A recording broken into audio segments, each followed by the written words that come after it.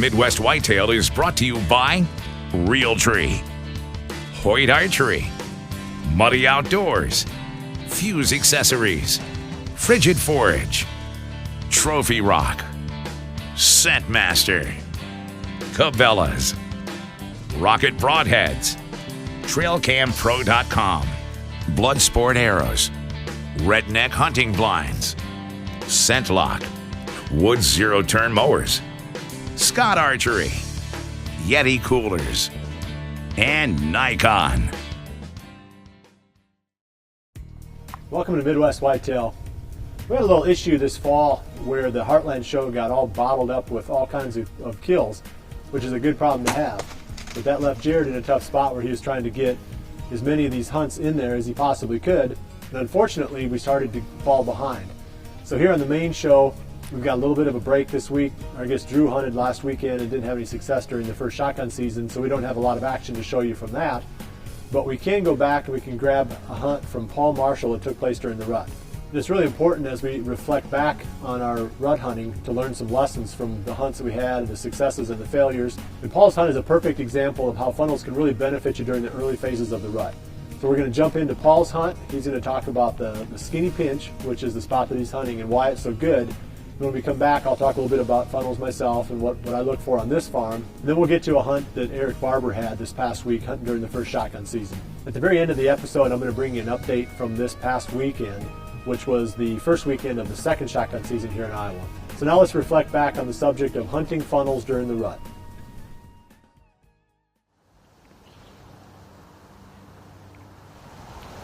It's November 2nd. It's the second day of Scott and I's rut vacation. And we're blessed today with the northwest wind, which puts us in the skinny pinch. We've stayed out of here all year, like we do every year. And we're just hoping that history repeats itself and we kill a big one out of here. It's about 37 degrees, high of 48 today. 8 to 10 mile an hour northwest wind, which is perfect. Blows it out over the river behind us. We got a few decent bucks in here, but we know what runs through here in the past, so anything could show up that would surprise us.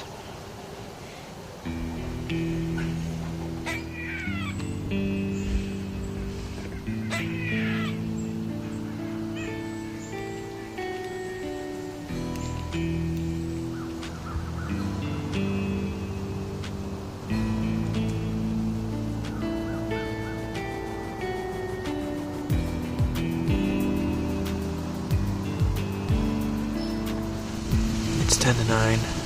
We haven't seen any deer. We did have looked like a smaller buck come in before shooting light. It was still pretty dark.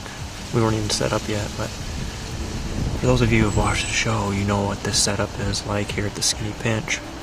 For those who haven't, basically I'll give you a rundown. We're sitting in a funnel. It's about 50 yards wide. We have a river on one side and a slough on the other. And as Scott always says, there's only one way in, there's only one way out. And it's right where we're sitting. Scott's worked pretty hard this summer, planted a food plot up in this slough that dried up. And basically it takes a long time for the deer to work their way up through the big woods, through this funnel and into this bedding area up here. So we're hoping within the next hour we'll see something. It's our first time in here this year, so it's been untouched. The deer should be unpressured back in here, so hopefully it'll be a good day.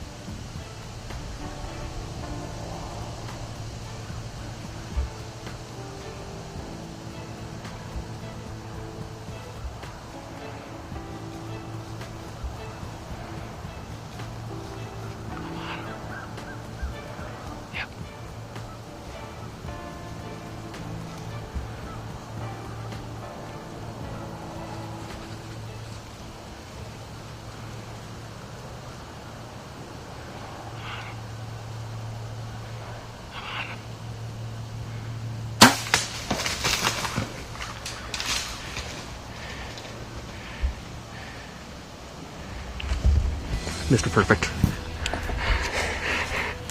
4 years in a row. Skinny pinch. Skinny pinch again, buddy. Mr. Perfect, dude, Mr. Perfect. Oh gosh, that was intense. That was intense, Scott. I thought, could you hear me? Were you on him? I'm way down there. I wanted you to shoot him. Well, I know, but then he turned towards me.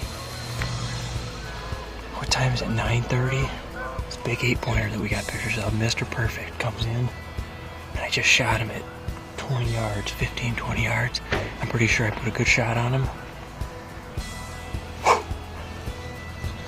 That buck that we just shot is a buck that we call Mr. Perfect.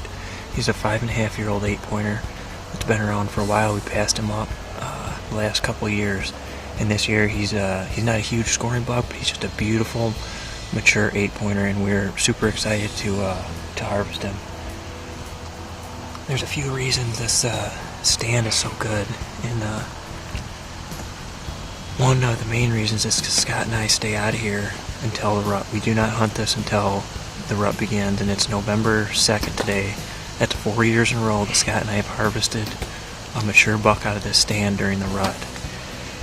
Some other reasons that makes this spot so good is, one, it's a funnel that's 50 yards wide, and it sets up perfect for a northwest wind, and it's got a way we can get in and out without being detected. So 4 years in a row, the skinny pinch has provided.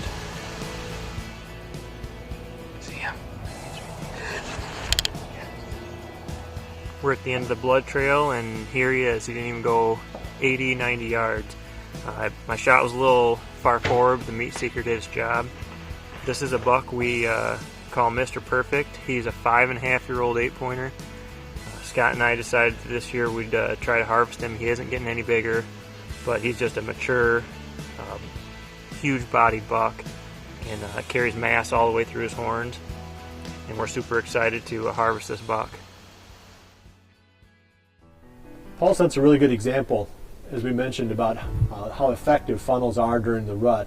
So basically, you keep it simple. If the bucks are on their feet, they're probably going to be taking advantage of either terrain features or cover features to either make the trip from point A to point B easier, in the case of like a saddle going over the top of a ridge, or safer, in the case of following, say, a brushy fence line between two large woodlots.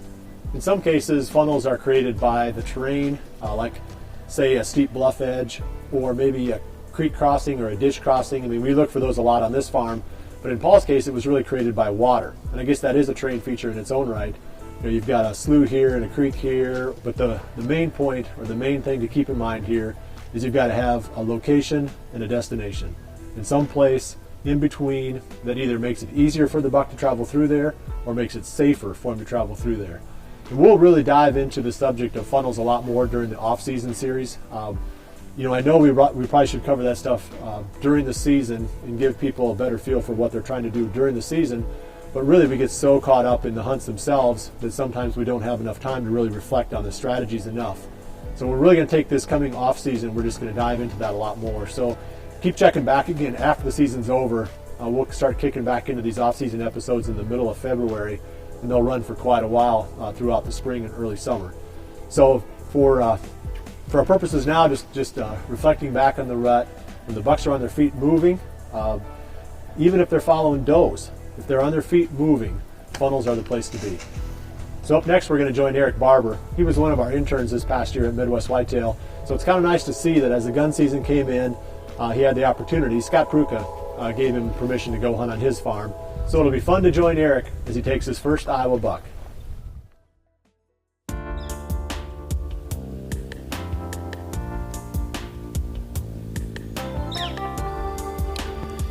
Well, it's December 7th, and it is the opening day of Iowa's first shotgun season, and my face is so cold that it hurts to even talk right now.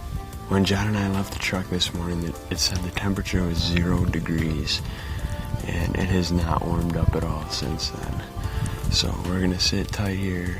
We're on Scott Pruka's farm. I filmed him for the majority of the year, so he's letting me hunt this first shotgun season on the farm. So we got a few bucks that Scott's not interested in shooting that I'd gladly put my tag on. So we're going to sit tight here and hopefully one of those comes by. Here comes two does. There's two does right here.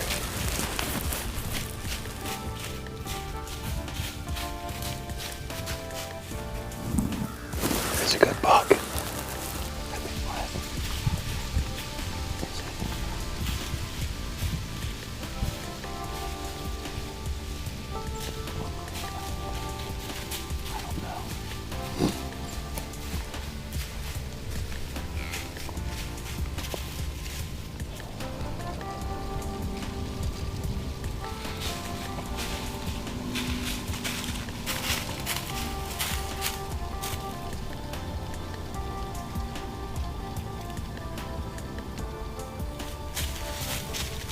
Well, it's about 9 o'clock, and we just had those two does work up the hill towards us.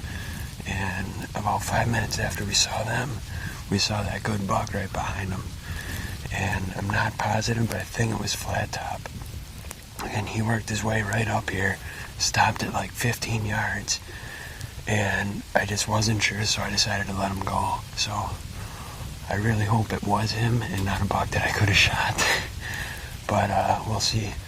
We're going to sit tight here for a little bit, try and stay a little warm as we can. It's freezing still. So we'll see what we see.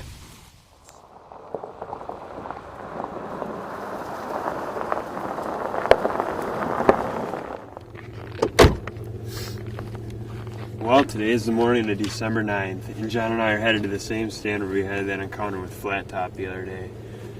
It's a stand where it sits up on top of a ridge and those deer bed on the sides of it, and then they move up on top of the ridge as the morning progresses. So they usually don't get up there until like 8, 9 o'clock. When we saw Flat Top, actually it wasn't until 9 o'clock that day. So hopefully the deer move up there early, because on the way in here we looked at the temperature and it was around 0 degrees. But we're going to try and sit till 10 o'clock and hope for the best. We only got 3 days left, so hopefully we can make it happen today.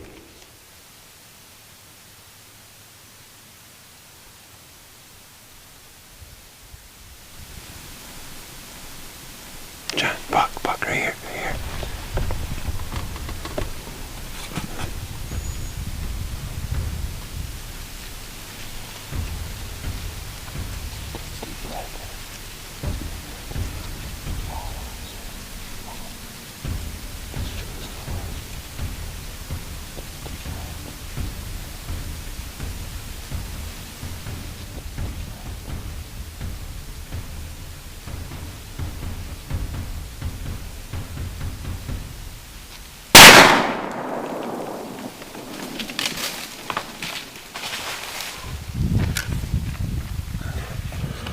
Happened fast. John and I were just getting set up here in the tree. He was doing a few pans with the camera, and I no sooner looked over to my right and I saw a deer coming up the hill, and I couldn't tell what he was really. I got the binoculars on him quick, and I think it's that high-low 9 that Scott had pictures of from November and filmed in early November. And he came up the hill here and came around us, and he saw John and I when we were trying to get the camera on him, and I was trying to get on him with the gun. But he ran off, and I don't know if he went down. We're going to sit tight, give him 15 minutes, go down and look, and hope for the best, I guess. So stay tuned.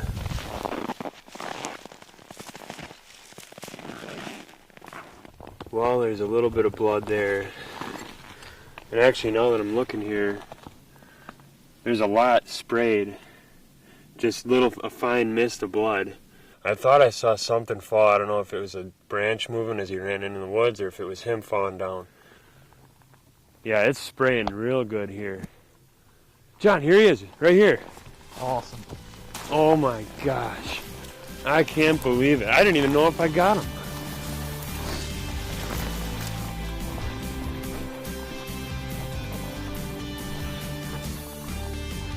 Well, we finally got him cleaned up and dragged out to the edge of the field here.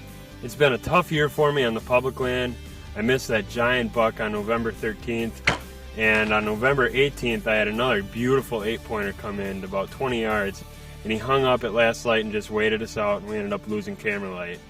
Then 2 days ago we had Flat Top Jr. come in to about 20 yards, and that's one of Scott's bucks that he's after here in the late season, so I passed him. And finally this morning we got this guy to come in about 10 minutes after we finally got set up this morning. And we got a shot at him and got him on the ground. So I could not be more grateful for Scott for letting me hunt on his land and just to finally have an Iowa buck on the ground.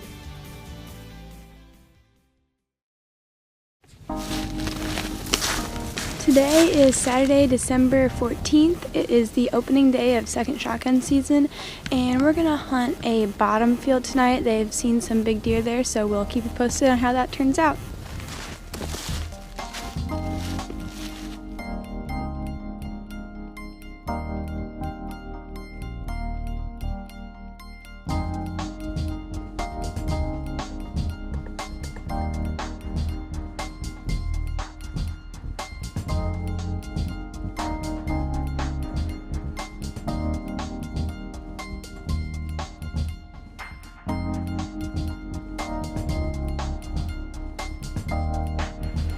We got about an hour left in this evening's hunt. We've seen 4 does, a fawn, and a small buck.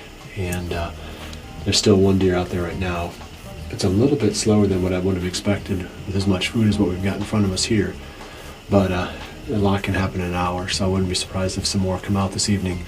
But I'm going to close up the episode right here for this week. Anything else that comes out this evening, I'm going to just tag it on to the end of the episode here. And then next week we'll be back with the full results from this evening's hunt, tomorrow's hunt, and then the hunt from next weekend. I appreciate you joining me this week. We'll see you right back here again next week for the next episode of Midwest Whitetail. And remember to always dream big. The skinny pinch consists of river on one side, slough on the other. There's only one way in, there's only one way out, and it's right where we're setting. Here we come, here we go.